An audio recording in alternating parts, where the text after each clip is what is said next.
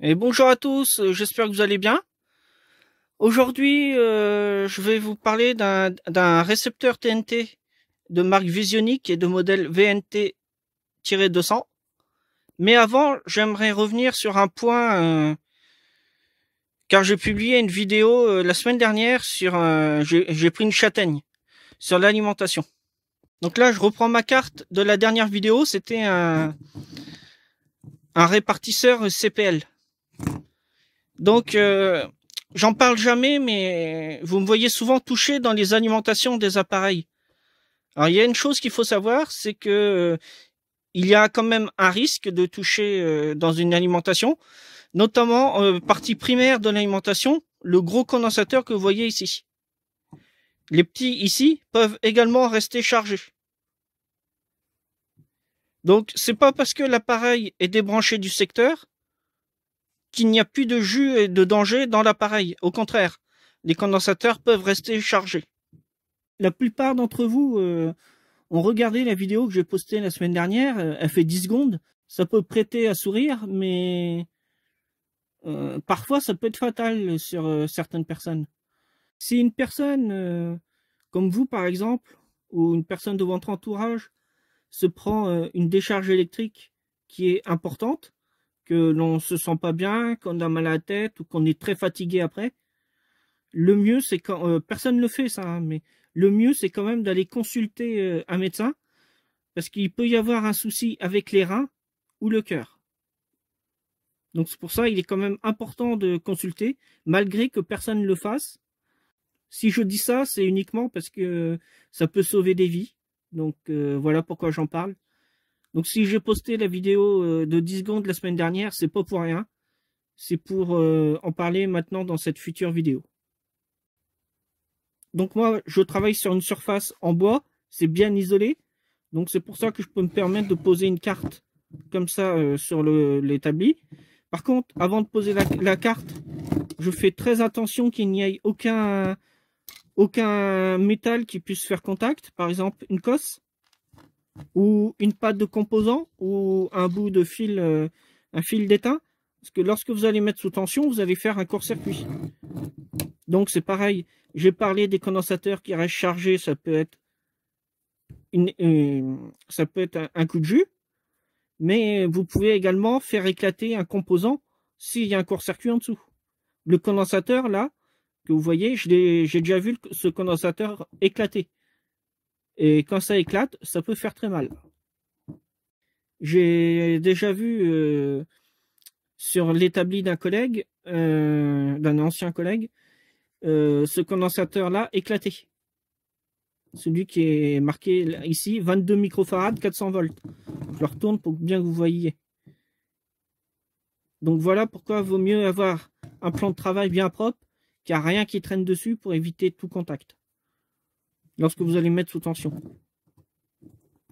Pareil pour les débutants, une chose que je peux conseiller, si vous travaillez sur tout le primaire d'une alimentation, c'est d'utiliser des gants qui soient isolés.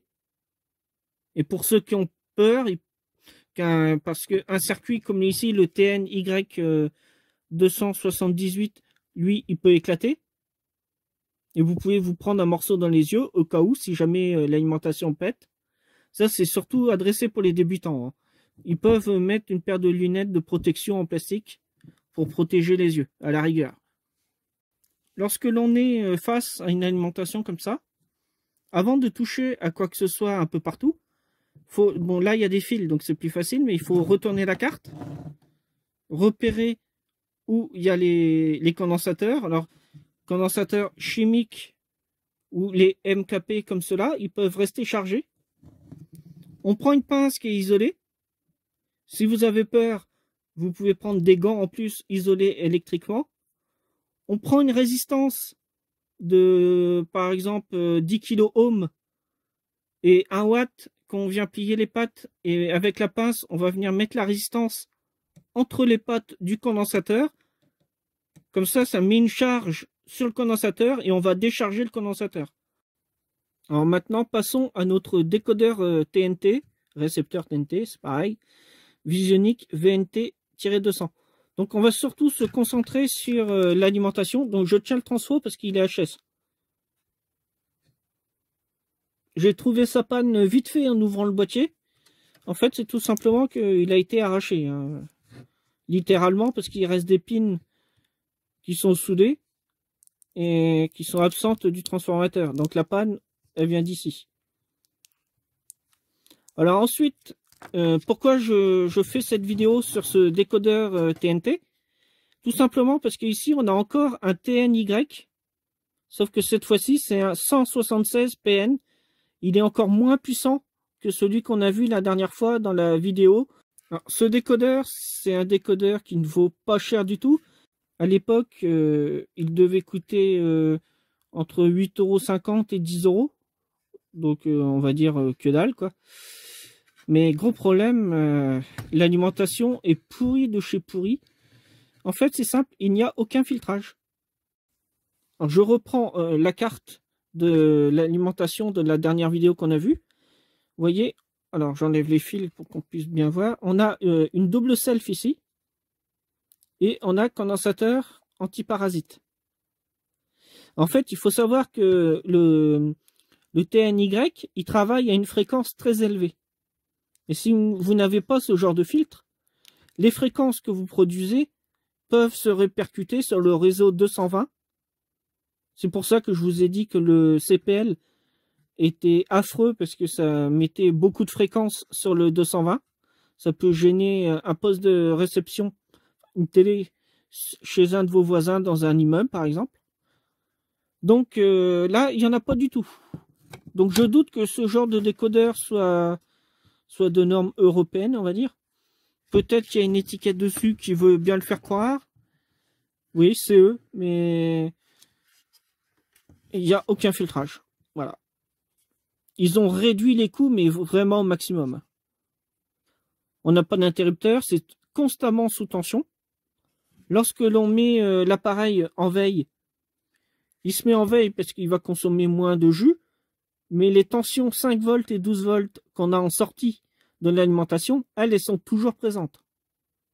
Donc en fait compte, votre alimentation consomme constamment, même s'il est en veille. Bon, il y a quand même une petite self ici, que vous voyez. J'ai fait un schéma de l'alimentation, donc je vais vous faire voir où est la self. Donc on va voir comment c'est conçu. Ensuite, vous avez ici un petit circuit avec une self, noté 220. Et vous avez le même circuit ici avec encore une autre self. Alors en fait, ce sont des convertisseurs DC-DC. Donc on s'en sert pour réduire la tension.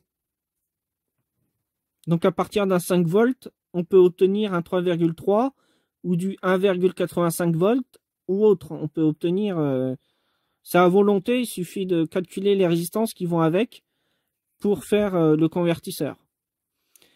Donc ici vous avez la RAM. Donc on ne peut pas voir sa référence.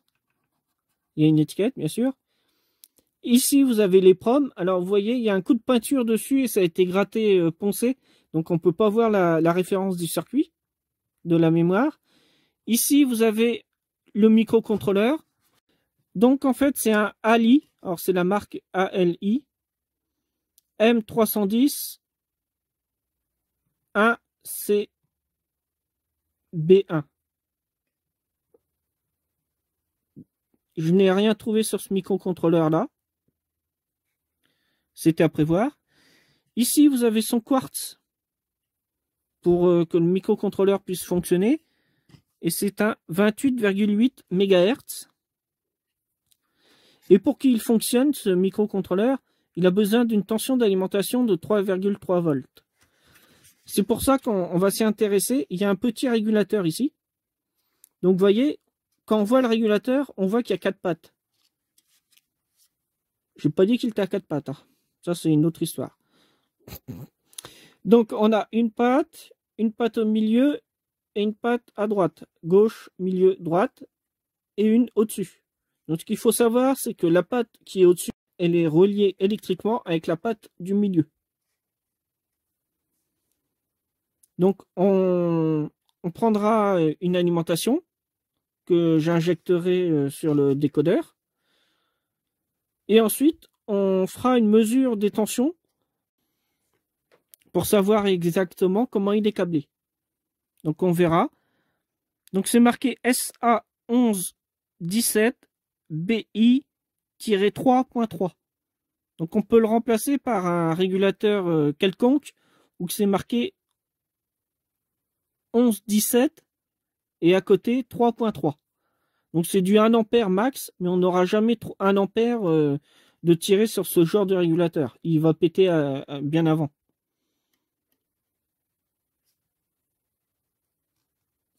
Ici, vous voyez bien, on a le tuner TNT. Donc on ouvrira pour voir si on peut apercevoir quelque chose dedans. Ici, on a un petit circuit. Et en fin de compte, c'est un double ampli OPS. On peut mettre un RC4558D par exemple, ou JRC4558. On a aussi BA4558.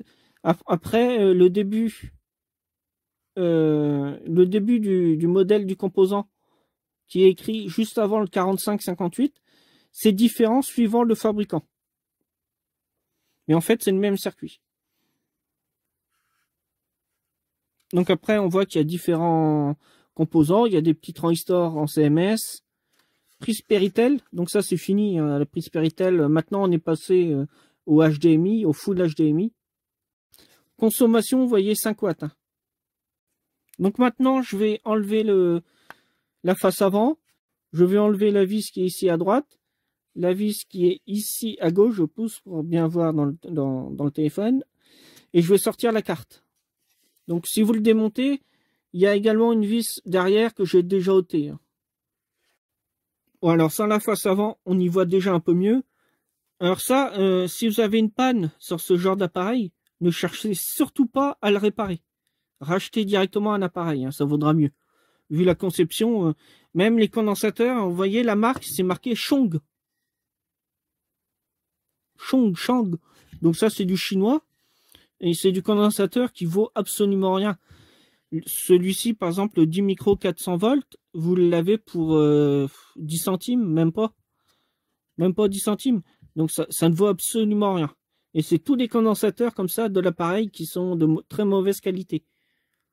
Donc si je peux vous donner un conseil, si vous démontez ce genre de boîtier récepteur TNT, ce que vous pouvez récupérer, à la rigueur, le cuivre qui est dans le transfo, il n'y en a pas beaucoup. Récupérer le câble d'alimentation, dedans il y a du cuivre, ou alors vous pouvez aussi le réutiliser pour faire un branchement pour réparer un autre appareil. Le TNY, forcément s'il est bon, vous pouvez le garder, le récupérer.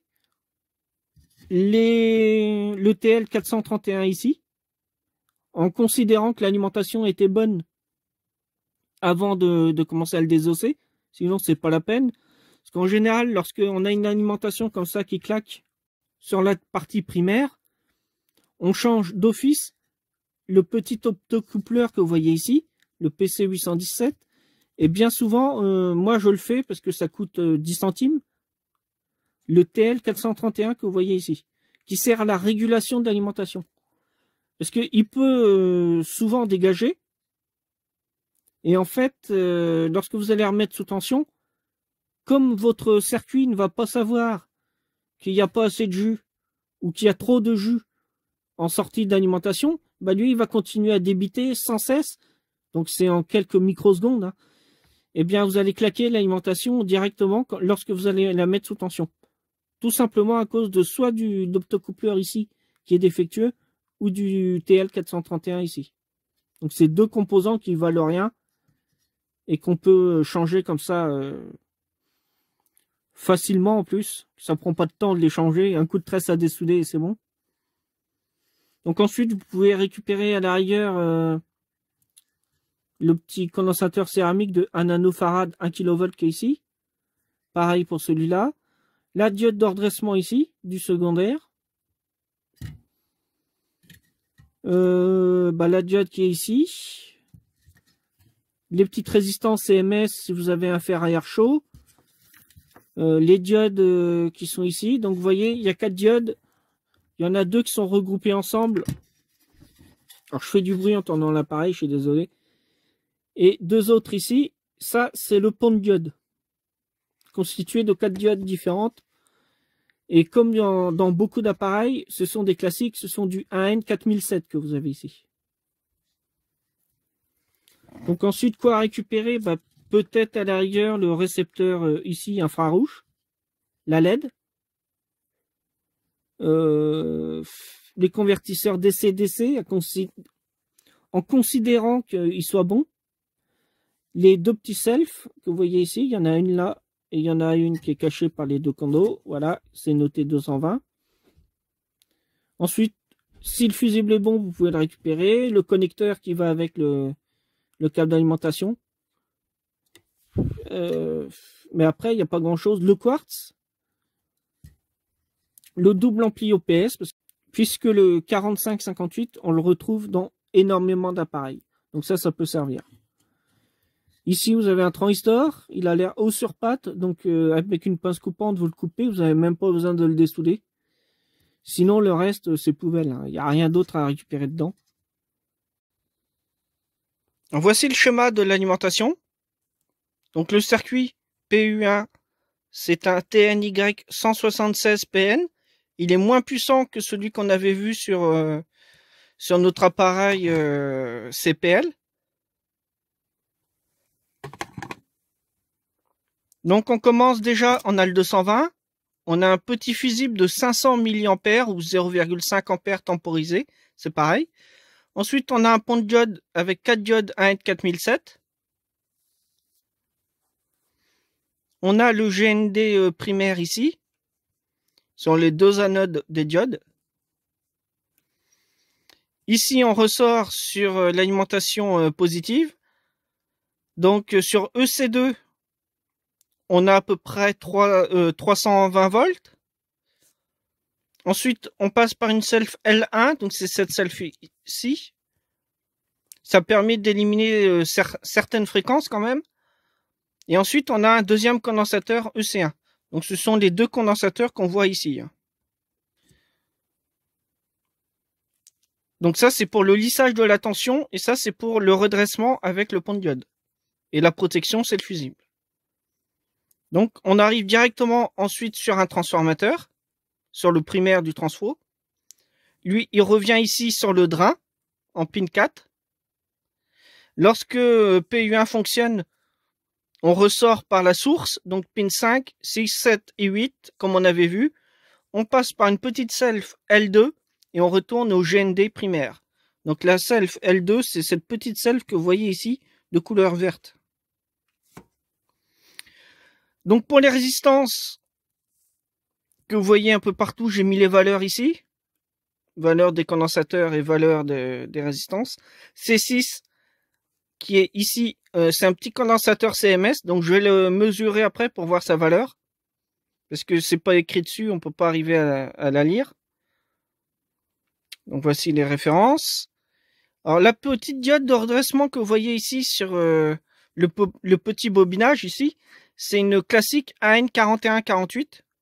Ils ont utilisé une diode de commutation pour faire le redressement. Ensuite, on a une résistance R6 qui fait quand même 10 kΩ. Ouais, 10 kΩ. Ensuite, un condensateur de lissage pour bien lisser la tension. Donc E6, on a vu qu'il faisait 10 micros 50 volts. Et ensuite, on arrive sur pin 2 du circuit. La pin 1 et la pin 2, en fait, ça sert à la régulation de l'alimentation.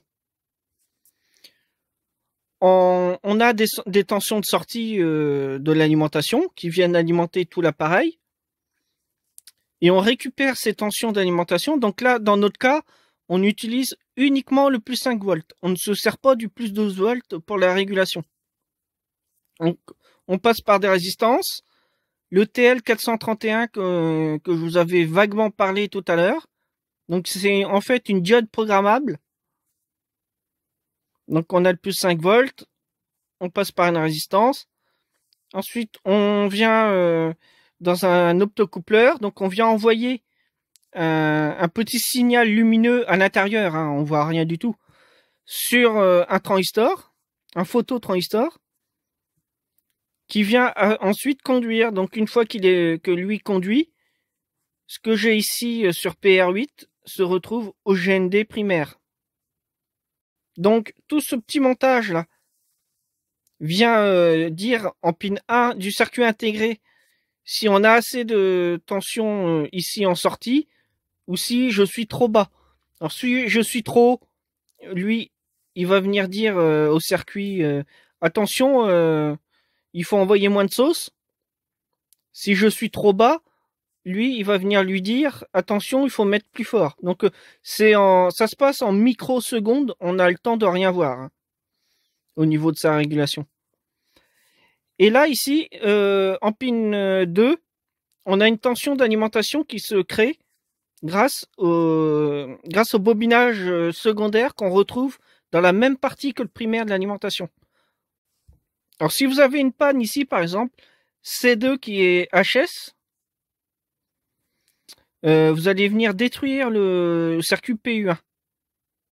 Pour les secondaires de l'alimentation, on a déjà un redressement ici par une diode FR104, suivi de condensateur EC3, c'est un 220 microfarad 16 volts. Donc ça, c'est ce qui alimente en 12 volts. Donc c'est la toute petite diode que vous voyez ici. Donc on a un redressement ici par une diode SB360, c'est la D7, donc c'est celle-ci. La résistance et le condensateur C4 que vous voyez, alors c'est la résistance ici qui est en CMS, et puis le condensateur céramique qui est juste là. C'est un petit filtrage. Donc ensuite on a un gros condensateur, enfin un gros, c'est vite dit, 2200 microfarad 10 volts pour EC4. Ensuite on a une self, c'est celle-ci, c'est une 10 micro-Henry. Et ensuite il y a encore ce condensateur là, le EC5, un 470 micro 10 volts. J'ai soudé deux fils sur le plus 5 volts et le GND pour l'alimenter avec une alimentation externe. Et maintenant, on va venir mesurer ce qu'on a sur les pattes du régulateur ici de 3,3 volts. Pour le multimètre, je vais me mettre sur le calibre 20 volts continu qui est ici.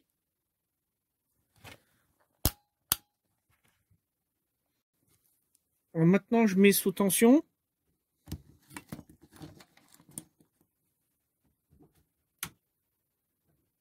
On a la petite LED ici qui est allumée verte. Donc je prends la première pin du régulateur. J'ai 0 volts. La pin du milieu, j'ai 3,3 volts. Et la patte qui est à droite, j'ai 5 volts. Donc, alors j'éteins. Maintenant, on sait que la tension qui arrive sur ce genre de régulateur, elle est sur la patte de droite. Ça, c'est la tension d'entrée, V-in. La tension de sortie, elle est sur la patte du milieu. Donc, on peut la prendre soit ici, en haut du composant, ou alors sur la patte du milieu. Et la patte de gauche, je ne vous l'ai pas dit, mais la patte de gauche, c'est le GND. Donc maintenant, si vous rencontrez ce genre de régulateur, vous allez savoir faire les mesures et savoir s'il est bon ou s'il est HS. Donc là, dans notre cas, il est bon. Alors j'ai fait une mesure aussi hors caméra de ce alors je vais mettre la carte comme ça, de ce convertisseur DC-DC. Donc ici j'avais 3,23 volts. Et ici sur ce convertisseur là, j'avais 1 volt 24. Donc le circuit c'est un convertisseur DC-DC avec une sortie par MOSFET. Donc on voit sur le datasheet que pour la tension d'alimentation d'entrée, on est entre 4,75 volts au minimum jusqu'à 18 volts. On nous dit que la sortie, elle est 2 ampères maximum. La tension de sortie, on voit qu'elle peut aller de 0,923 volts à 15 volts maximum pour la sortie. Donc maintenant, je vous fais voir comment il est câblé. Donc la tension d'entrée, elle arrive sur pin 2. Donc ça, c'est la tension VCC, en fait. GND ici. La sortie, elle se fait sur SW, donc en pin 3. On passe par une self et on a la sortie directement. Ensuite, dans le datasheet, on nous donne deux montages. Alors, premier montage, c'est pour avoir une tension de 3,3 volts. Donc la résistance, elle est de 26,1 kΩ. On peut mettre 27 kΩ, hein, on aura une tension un tout petit peu plus élevée, mais deux fois rien. Ensuite, si on veut avoir 5 volts, vous voyez, on a modifié la résistance ici qui va sur la patte FB. On a augmenté la valeur, donc on est passé à 48,4 kΩ au lieu de 26,1. Donc maintenant, je prends une autre feuille. Donc pour s'éviter les calculs, ce que l'on peut faire, c'est mettre une résistance variable ici, mettre sous tension, mettre une charge ici, par exemple une petite résistance de 470 ohms à 1 watt, entre la sortie out ici et le GND. Ensuite, on tourne l'ajustable, on prend le multimètre bien sûr sur le out et le GND pour mesurer la tension de sortie. Et lorsqu'on arrive à la tension voulue, on coupe et on vient mesurer en ohms la valeur que j'ai sur R1. Alors si j'ai par exemple 15 kΩ, je vais être aux alentours de, on va dire, 3 volts. Donc je mettrai une résistance de 15 kΩ à la place de l'ajustable. Ou alors je laisse l'ajustable et puis voilà. Ou potentiomètre. Quand je dis ajustable, c'est soit une résistance variable ou en ajustable, ou soit un potentiomètre directement. Donc grâce à ce petit circuit, on peut se créer une petite alimentation variable.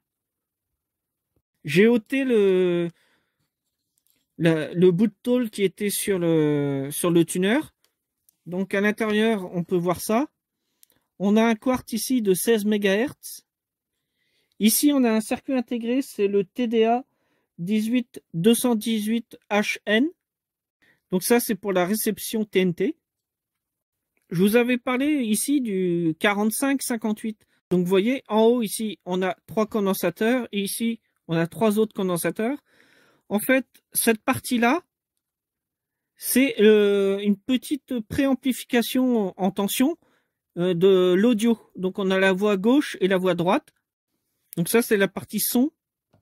La partie traitement vidéo, elle se fait ici et par le microcontrôleur qui est ici. Ça, c'est pour la réception TNT. Donc, on a un signal qui arrive, qui est décodé par ce circuit. Ensuite, lui, il fait encore une conversion et il adapte pour la Péritel. Donc, on sort en RVB, rouge, vert, bleu, sur les pins de la Péritel. Au tout début, lorsque vous branchez le décodeur, il faut faire une recherche de chaînes. Donc, toutes ces chaînes vont être enregistrées dans l'EPROM qui est ici. Le microcontrôleur va s'en servir pour aller après chercher les chaînes qu'on va recevoir en TNT. La RAM, elle va servir à stocker les informations que le microcontrôleur va utiliser. Une fois qu'on coupe l'appareil, qu'on le met en veille, la programmation des chaînes, elle reste tout le temps mémorisée dans l'EPROM. La RAM, elle s'efface une fois que l'appareil est débranché du secteur. Lorsque vous remettez en fonctionnement, les informations que le microcontrôleur utilise avec l'EPROM vont se mettre dans la RAM. Donc c'est vraiment très simple hein, comme conception. Ça peut paraître compliqué en voyant la carte comme ça, mais en fait non. Et sinon, tout le côté gauche, eh ben, c'était l'alimentation. Donc voilà, la vidéo est terminée, ça y est. On a fait un peu le tour des différentes fonctions qu'on a dans le décodeur. Donc une chose que je n'ai pas dit qui est important quand même, c'est que pour le 4558, la tension d'alimentation, elle provient du plus 12 volts qui vient ici de cette diode. Elle sert à alimenter le double ampli OPS qu'on a ici en pin 8. la pin 4 du circuit, elle est reliée au GND.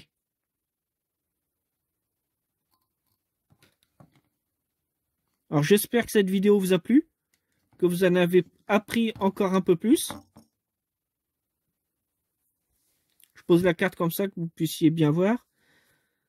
Si vous avez des problèmes sur un appareil, surtout n'hésitez pas, vous pouvez poser des questions sur le forum Triac Affaires. Donc je mettrai le lien du forum dans la description, juste en dessous de la vidéo. Si vous avez aimé, n'hésitez pas à mettre un petit pouce bleu vers le haut et laisser un petit commentaire, ça fait toujours plaisir. Ensuite, pour les nouveaux qui nous découvrent, n'hésitez pas à vous abonner à la chaîne pour voir toutes les vidéos.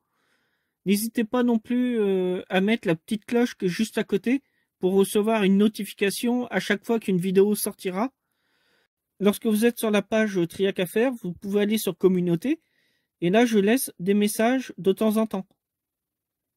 Donc j'en parle dans cette vidéo parce que peu de personnes viennent et en fait je me sers de cette fonction pour donner par exemple une photo pour donner une idée de la prochaine vidéo qui sortira. Donc ça, vous l'avez grâce à la cloche que vous avez activée à côté de abonner. Je remercie encore une fois tous ceux qui regardent les vidéos que je mets en ligne. J'espère que ça aide beaucoup de personnes. C'est fait pour ça en tout cas. Je vous dis maintenant à la prochaine pour une future vidéo. Je vous dis bye bye, soyez sages. Allez, salut, salut!